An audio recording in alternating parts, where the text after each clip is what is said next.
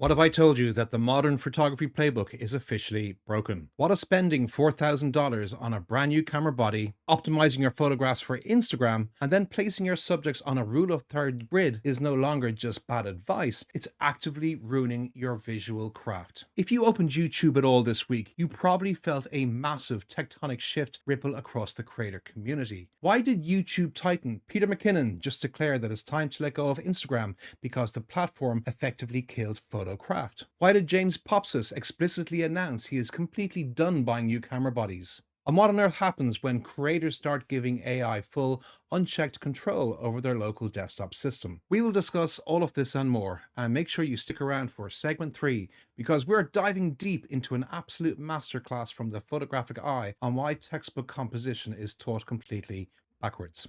We then pair this video with a visual storytelling framework from Academy of Photography that will fundamentally change how you shoot your images. I spent the entire week watching every major photography upload on YouTube, filtering out the noise, the clickbait, and the spec unboxings so you don't have to. All videos and creators mentioned in this video are linked in the description below. Today we're synthesizing the real signals, so grab a coffee, hit that subscribe button, and let's break down what actually mattered on YouTube photography channels this week. Like Odysseus, let's jump straight into the storm. We are witnessing what can only be described as a triple threat existential crisis for photographers. Number 1, platform decay. Number 2, hardware saturation. And number 3, AI pressure. And nobody set off a bigger alarm bell this week than Peter McKinnon.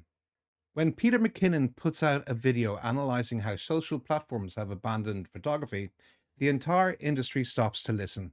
Peter laid bare what millions of photographers have been quietly feeling. Instagram is no longer a photo sharing app. It's a hyper-compressed, high-consumption video engine pushing short-form reels. The hard work photographers spend meticulously curating high-res stills is compressed down to a 1080p rectangle meant to be scrolled past in a microsecond. Which brings us to the second blow of the hammer, James Popsys and his video, "I'm done with new cameras." Just think about how these two videos connect. Why are you dropping $4,000 or $5,000 on an 8K sensor upgrade with 120 frames per second eye autofocus just to upload a compressed JPEG onto a platform that doesn't even want to display photos? James pointed out that modern camera iterations offer virtually zero measurable increase in your actual visual storytelling. A camera from 5 years ago captures light just as effectively for artistic expression as one released yesterday. We've hit peak gear saturation.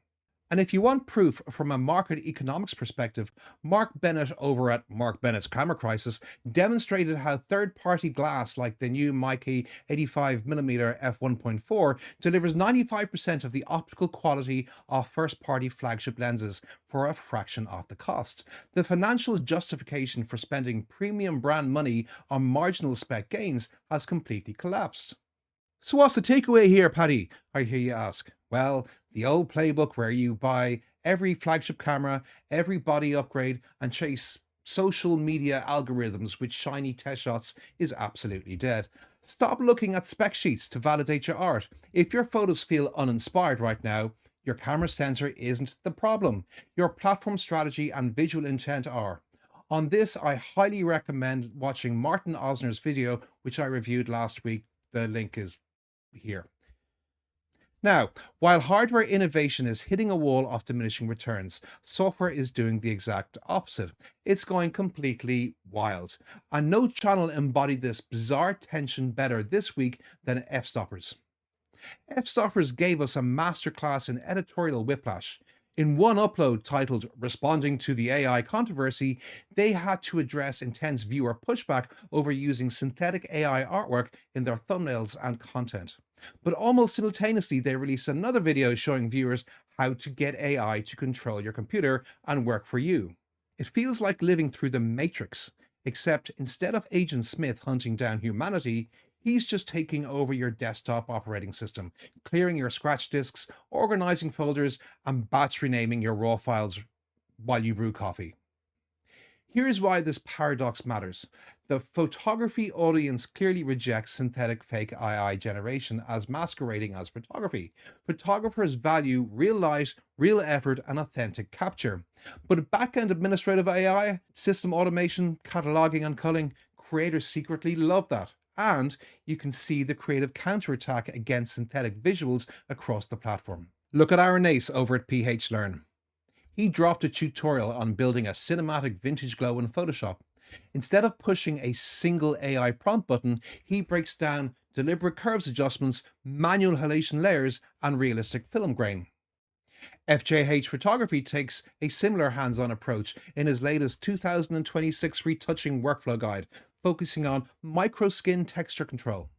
Creators are actively revolting against the hyper-clean, sterile AI aesthetic by deliberately injecting human, tactile, analog flaws back into their digital files. So what's the play here, Paddy? I hear you ask. Well, delegate tedious administrative file management to background AI automation, but keep your creative hand firmly on the wheel. Don't let software polish the soul out of your images. All right, let me hand you what I consider the absolute best educational signal on YouTube all week. If gear upgrades won't fix your photos and Instagram doesn't care about them, how do you actually make better work? We had an incredible visual art conversation anchored by the Photographic eye, complemented by the Academy of Photography, patkay, and Tatiana Hooper. In his video, photography composition is taught backwards. The Photographic eye systematically dismantles standard beginner education. If you've taken a photography class, you've been told the same story.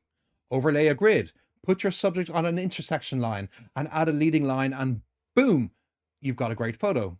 He proves why this approach is completely broken. Textbook education treats composition like a mechanical geometry set.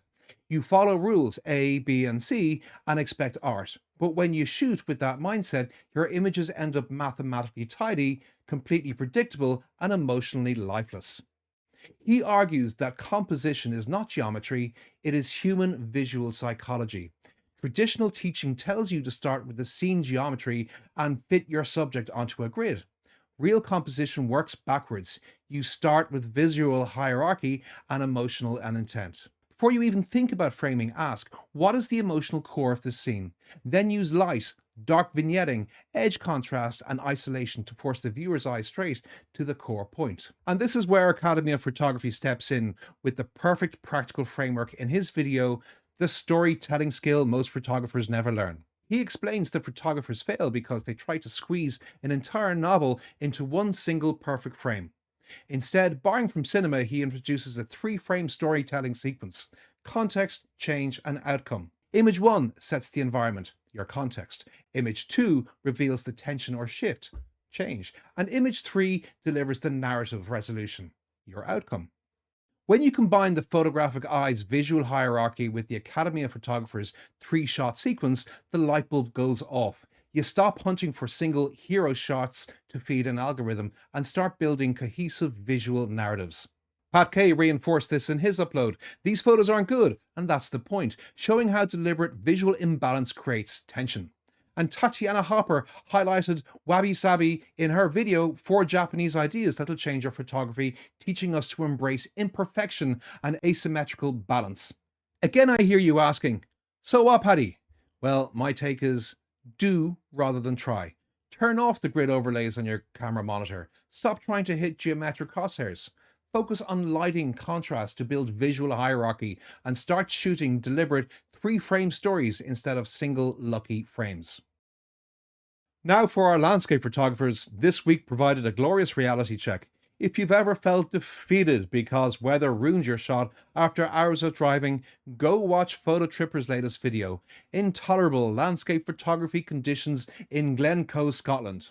Paul, over at Fototripper, dragged his gear through horizontal Scottish rain and miserable fog. Instead of faking an epic postcard look, he embraced the hilarity of terrible conditions and demonstrated how to pull compelling micro-textures out of dreary light. And Thomas Heaton gave us a refreshing look at creative growth in his latest upload, packing his camping gear onto a nature reserve to try wildlife photography. Watching a landscape veteran, customized to static vista planning, navigate the fast-paced, unpredictable chaos of wildlife tracking is a fantastic lesson. Combined with Nigel Danson's guide on small framing adjustments, the landscape consensus was unanimous. Postcard weather is overrated. True creative growth happens when your plans completely fall apart.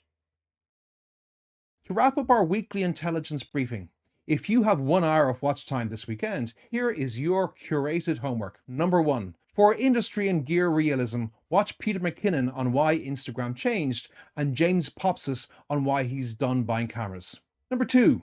For composition masterclass, watch the photographic eye to unlearn geometry rules. 3. For visual storytelling, watch Academy of Photography to master the 3-frame narrative sequence. And number 4, for fieldwork entertainment, watch Fototripper struggle through Scottish rain and Scottish bogs. The overarching signal this week is clear. Photography YouTube is growing up. Creators are walking away from spec wars and platform validation, returning to creative intent, narrative depth, and practical philosophy. So tell me, which creator's message hit home for you the most this week? Do let me know in the comments. Check out the full description below for every link to every video that we've talked about today. And again, hit that like or that subscribe button for your weekly photography briefing. And now stop scrolling, grab your camera, go make some photos, and see you next week. Thank you for watching.